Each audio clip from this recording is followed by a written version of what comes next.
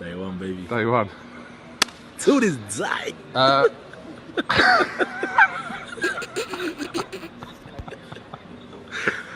To this day. To this day.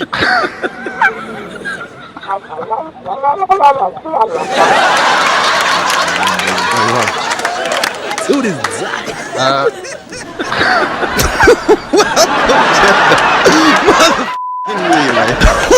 We're covering today's top boxing news. Okay, we'll start with this. A particularly delusional rant from one Deontay Wilder ahead of his rematch with Tyson Fury. Wilder mocks Anthony Joshua's pity pat style and says he is now quote-unquote irrelevant in the heavyweight division. Yeah, right. He was quoted as saying, "We want to see you all on your shield. This man knocked you down 4 times and knocked you out. Knocked you out. So you don't come back and pity pat and just win round off a guy that's overweight and didn't train for the fight at all." Wilder also blasted Joshua's team, which includes promoter Eddie Hearn, for not setting up fights with the top boxers. What? He said their approach is making him irrelevant in the heavyweight division. No one is talking about him. No one. No one except you. This is the king of the division. This is the warrior division. No, I don't have time for, this is a business, so we conduct our career accordingly to business. I understand business as well, but I also understand I'm a warrior and a true champion. Oh yeah? Well, I understand that not but 9 or 10 months ago, you were the one playing businessman, Deontay Wilder. You were the one asking the fans to have patience. Patience in the name of what? Business. Remember this? We'll come patient, come time, and I just want you guys to have patience and give us a little time to make this thing happen. The way we all benefit from it, not only just you fans, because we risk our lives in here. So we want to make sure we get the best and the most money that's possible. Get the best and the most money that's possible. Get the best and the most money that's possible. I mean, I don't know about you guys, but that sounds pretty, business-minded to me. Yeah, me too. And that was only, 9, 10 months ago? Less than a year ago. Deontay Wilder had his mind on business. That's how I heard it. Not making the fight in a timely fashion, not making the fight sooner than later. He had his mind on business. He was the guy telling everybody to be patient while he rejected offers to make the fight. Yet you do recognize by what you're saying that with all due respect to these other opponents, the public does not want to see Ruiz. The public does not want to see Dominique Brazil. The public does not want to see whoever this guy is that's fighting Tyson Fury. They want to see you three fight like Ali fought Frazier, like Ali fought Foreman, like Foreman fought Frazier. So to be recognized in that type of breath for the modern day, you've got to get it on. They don't want to have a whole lot more patience. Most definitely, But you know what the saying is, Jim? Good thing come to those who wait. Wait for what? In the course of 9 months, you've gone from telling us to wait to trying to tell us that you're this warrior king that puts the business on the back burner? Then what was all that shit you were talking about 9 or 10 months ago? Huh? Listen, Deontay Wilder's delusions of grandeur have reached a point to where no logical individual, no level-headed adult can take anything he says seriously. And even now, in light of these recent comments, there is very little new ground to cover, except for one angle of Deontay Wilder's comments. One angle that gives you insight into what the future holds for him via the instruction of those who handle him. Because Deontay Wilder is handled. He is merely a puppet who operates at the bidding of Al Heyman and the powers that be. You'll notice that Deontay Wilder is now trying to convince people that Anthony Joshua is somehow irrelevant to the heavyweight division, even though he holds 3 of the 4 world titles in that division. More titles than the winner of this fight is in possession of. And if you don't care about the belts, if you don't care about the alphabets and all that kind of stuff, guess what? How could Anthony Joshua be irrelevant to the division when the Saudi Arabians just constructed an entire venue for his fight? Exactly. They put up big money and built an entire venue on schedule just to be able to host this guy's rematch with Andy Ruiz. You've got venues around the world putting bids in to host this guy's next fight. It's not a question now of disproving what Deontay Wilder is saying, because it is simply a matter of fact that Anthony Joshua is the most relevant fighter in the entire weight class, because no other fighter outside of that fighter has venues and different markets around the world bidding to host whatever his next fight is, regardless of who it's with. At this point, it's really not a question of debunking all of Wilder's talk, so much as trying to understand where this is coming from and why it's coming. And I'll tell you that if Deontay Wilder is trying to convince people that Anthony Joshua is irrelevant to the heavyweight division, it's because he's trying to convince them that it's okay if he doesn't fight him. That's right. He's trying to convince his fans that if by some chance he emerges the victor in the Tyson Fury rematch, it will then be okay for him to proceed independently of Anthony Joshua without pursuing the fight, without being the undisputed champion. That's what he's trying to do. He's trying to soften the blow to his fans, prepare them, mentally condition them for that moment when Deontay Wilder so decides to proceed having never fought Anthony Joshua.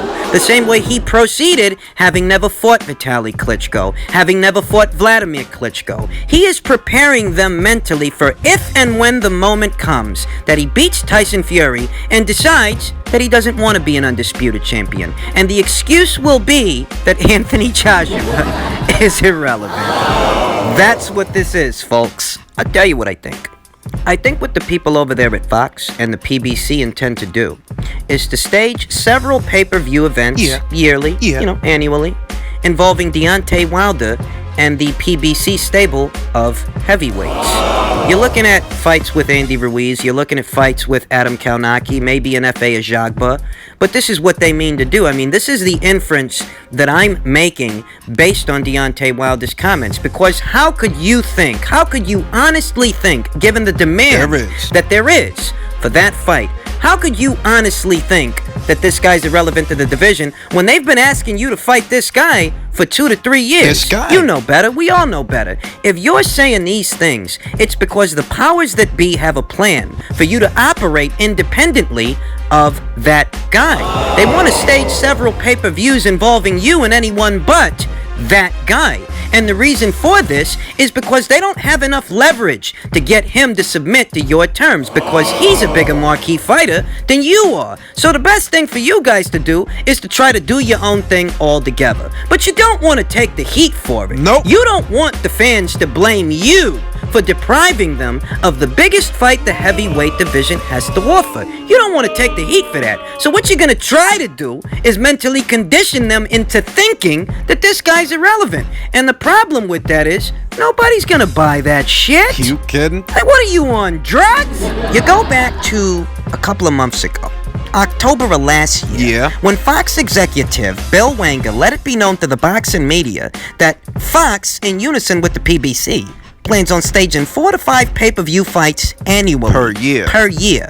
You can hypothesize that at least 2 of those pay-per-view fights he's talking about are going to be fights involving their welterweight stable of fighters. And 2 more of those fights might be involving their heavyweight stable of fighters, namely Deontay Wilder. Deontay Wilder versus an Andy Ruiz, Deontay Wilder versus an Adam Kalnaki, an F.A. Ajagba, and whoever else they can muster up for him. Because as we all know, Deontay Wilder is very much a big part of the PBC's bottom line, and they cannot afford to take chances letting him fight the likes of an Anthony Joshua, even if it comes at the cost of a career-high payday for Deontay Wilder. There's a lot of things that boil down to common sense, folks. A lot of things, especially involving this particular subject. If the people over there at the PBC and Fox had any actual faith in Deontay Wilder's ability to win that fight with Joshua, they'd let him have it. Yeah. They'd let him have it, go over there, knock the guy out, make a career-high payday, and you're back on the Fox side of things before you know it. But they don't have that kind of faith in that guy to where they want to gamble. So what they rather do is operate independently of Anthony Joshua and try to convince the fans that that fight isn't important, even though it's the fans that have spent the last 2 to 3 years asking for it, whether it's been Anthony Joshua's fans or Deontay Wilder's fans.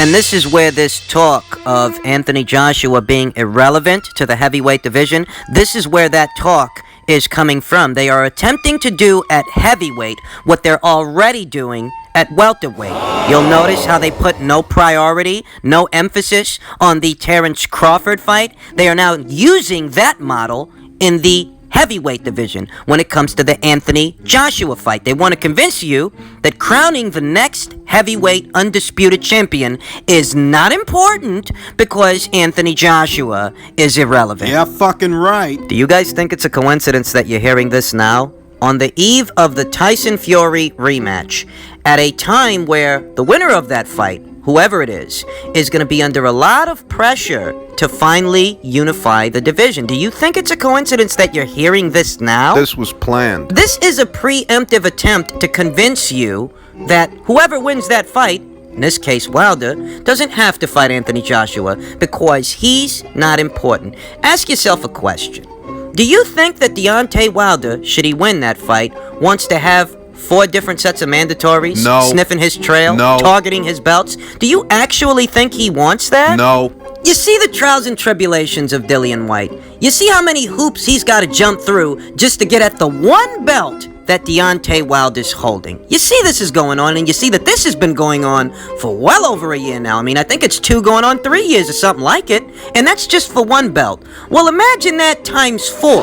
Do you think that Wilder and his people actually want that headache of actually having to stave off 4 different sets of mandatories? Hell no. Look at how much trouble they've got trying to stave off just one. You guys think this guy wants to be an undisputed champion? Fuck no. The IBF alone would have this guy under pressure because we all know how strict and stringent they are with their mandates. Every mandate and every mandatory is to be taken seriously because non-compliance will result in you being stripped of your title. And that's not a good look for a guy who thinks he's the baddest man on the planet. Okay. That entire air, that entire illusion would evaporate. Poof. Heavy is the head that wears the crown. That's what they say. So keep that in mind when you think about what Deontay Wilder would have to do if he actually held those 4 world titles and had mandates coming down from every single one of them with contenders from around the world ready, willing, and able to challenge him for what he's got. Suddenly, you can't navigate your career the way you've been navigating it, you know? No way. You can't stage these pointless rematches, these recycled fights with the likes of a Luis Ortiz when you got 4 mandatories kicking down your door trying to get at you. And the heavyweight division is a division that's becoming more and more dangerous every day, with fighters like Gassiev and Usyk integrating themselves into the division. You got up-and-comers like Yoka and Hrgovic and Dubois and Joyce. Not all. Got guys like Dillian White floating around. Guys like Oscar Rivas floating around. Agit Kabayel. These kind of guys that still want to make names for themselves. You've got all variety of challenges and challengers that are all going to be coming after you because you happen to have everything that they want. And you guys think for a second that given how Deontay Wilder's career has gone so far, you guys think he wants that responsibility? No way. By now, many of the PBC's own fans acknowledge that the PBC is attempting to keep as much in-house as they possibly can. Well, just imagine how increasingly difficult that would become if that burden were placed on Wilder's shoulders. The burden of being an undisputed champion. You'd have to entertain fights with fighters from all manner of outfits that are out there. Either that or surrender your title to whatever contender you don't feel like fighting. And you know what? That's really not a good look for a guy who likes to call himself the baddest man on the planet. So in all likelihood, the plan that the PBC and Fox have for Deontay Wilder is for him to operate independently of Anthony Joshua and just try to live inside of his little bubble, inside of his little world, and orchestrate what fights they can for him in-house as pay-per-views. They'll tell you that the Anthony Joshua fight isn't important and simultaneously try to sell you an Andy Ruiz fight or Adam Kaunaki fight, as if those fights with those fighters are somehow more important. Oh, I know, it takes a lot of nerve. It does. It takes a lot of gall to try and do that. But remember, these are the same people that just tried to sell you a Luis Ortiz rematch, even though nobody was asking for it. So if they had the nerve to do that, believe you me, they've got the nerve to do this. I mean, what did you think Bill Wenger had in mind when he said they planned on staging 4 to 5 pay-per-views per year? Who'd you think he was talking about? It can't all be on Manny Pacquiao because, well, Manny can't be involved in 5 pay-per-view fights 5 times a year. The man's 41 years old, and he's an acting senator in his country. Obviously. It can't be on their super middleweights because none of those super middleweight guys, God bless them, are stars. They don't have the buzz that some of their welterweights have, and the same is true of their junior middleweights. The burden of carrying those 5 pay-per-views would likely be on their welterweight stable of fighters, some of them, and their heavyweight stable of fighters. Yeah. So with that being their bottom line, they cannot have Deontay Wilder going somewhere else to some other platform to be content for someone else. Can't let it happen. So the Anthony Joshua fight was never something they were committed to making. The silver lining here, however, the good news is that Anthony Joshua is still in possession of most of the belts the division has to offer, and thus can still provide most of the best fights the division has to offer, even if the people at the PBC insist on depriving him of one. That one. The one with Deontay Wilder. And before you go thinking that this is some kind of recent revelation, the writing's been on the wall for months. I mean, have you guys been paying attention? From May of last year, between Deontay Wilder appealing to the boxing community at large to please be patient because good things come to those who wait. Remember that? That same month, reports circulating that this Anthony Joshua fight likely won't happen, if it happens at all, till 2021. The reports from earlier this month stating that Deontay Wilder's all booked up through 2020, that he means to have not just A Fury rematch. Tyson Fury rematch, but a Tyson Fury rubber match. Reports that were confirmed by Frank Warren himself. At the beginning of this year, not but 1 month ago, Anthony Joshua detailed how he was told not to bother making another offer to Deontay Wilder because he's all booked up. Not but 3 weeks ago, Frank Warren let it be known that Wilder vs. Fury 3 is very much a possibility, that this is what they mean to do. So believe me when I tell you, the writing's been on the wall the whole time, and it's just that a lot of people, they don't want to read it. These guys have no commitment to delivering that fight to the fight fans that have been asking for it for the last 3 years. The focal point of all their efforts, however futile they might seem at this point, are to make Wilder some kind of a star, some kind of an entity, independently of the rest of the weight class and independently of Anthony Joshua. The bottom line is what I've been telling you all along. They don't want that fight.